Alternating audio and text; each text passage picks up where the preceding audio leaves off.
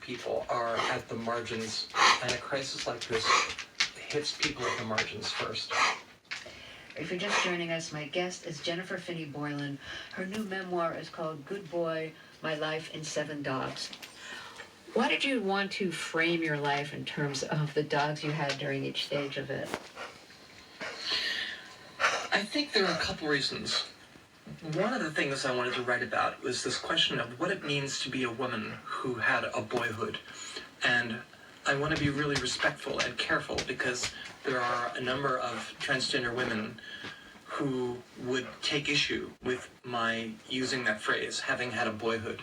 There are many people who feel that they always were who they are, and to refer to an earlier part of your life differently is really disrespectful. But even though I respect that view, for me, I came out and transitioned in my 40s. And so, I mean, I always knew who I was, but the rest of the world didn't know it. And so I had a kind of period of socialization and you know, walked through the world appearing to be male. So I had this experience, and it's an experience that I now struggle to connect to. And so that's the question. What does it mean to be a woman who had a boyhood? And it struck me that dogs provided the perfect way of talking about that experience, because I had a different dog at each of the different moments of my earlier life. So there was the dog that I had when I was a boy. There was a dog for when I was a teenager, and there was one for when I was a cool college boy, and there was one for when I was a husband and a boyfriend and a father.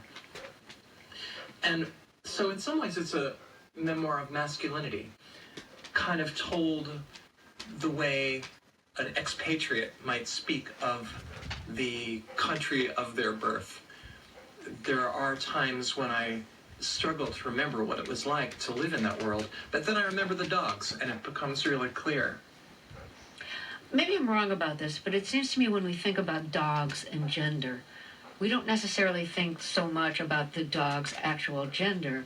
What we think about is if it's a male kind of dog or a female kind of dog. In other words, like the cute fluffy dogs are usually considered like dogs for women and girls, and like the larger short-haired, dogs are often considered a more like male dog.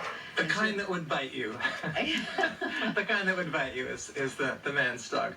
Yes, there's not just dog people and cat people in the world. There's also big